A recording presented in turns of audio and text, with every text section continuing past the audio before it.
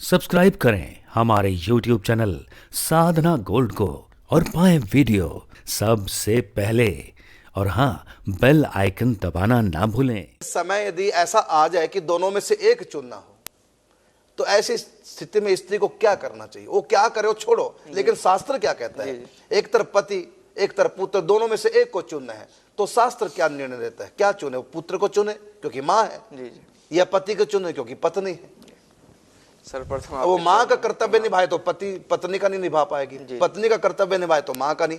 जब दो में से एक चुनना पड़े तो ऐसी स्थिति में पत्नी क्या करे? शास्त्र क्या कहता है? अब उसका मन क्या कहता है? करनाल वाले का हमको नहीं देखना, हमको देखना शास्त्र क्या कहता है। तो आप बताएंगे शास्त्र के कुछ प्रमाण देकर। जी ब्रह्मवैवर्त पुराण में ही आया है, तो उसमें शायद उनका है कीर्ति का है, जो राधा रानी के पिछले जन्म में जो माता बनी थी कलावती, तो उनके प्रसंग में आया है, एक तरफ यदि 100 पुत्र हो और एक तरफ यदि पति हो, तो पति व्रता स्त्री को चाहिए वो पति को ही स्वीकार करे, उसी का अनुगमन करे। उसी और मैं कहता चाहे वो पति व्रत ना हो तब भी उसका कल्याण इसी में कि पुत्रों को न चुने, पति को चुने। जी स्त्री के लिए वही मुख्य है।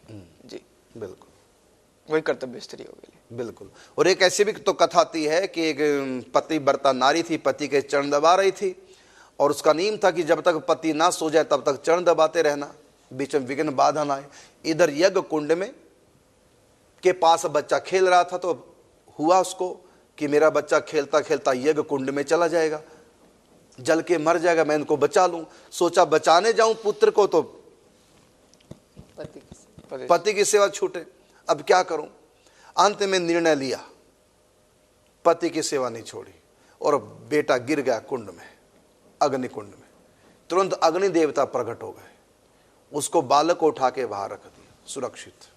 डर गया कि पतिव्रता को मैं कष्ट नहीं दे सकता, है ना। ये पतिव्रता नारी है जो पति के पीछे पुत्र को भी छोड़ दिया, लेकिन पति सेवा नहीं छोड़ी। इसलिए ऐसी पतिव्रता को कोई कष्ट ना हो तो शीतल हो गए और पुत्र को यज्ञ कुंड से बाहर बैठा दिए। गुरुजी, अगर वो तो स्ट्रॉन्ग माइंडेड है और फिर पति के साथ रहते हैं, तो धाम के प्रभाव से फिर आसक्ति उनकी छूट सकती है।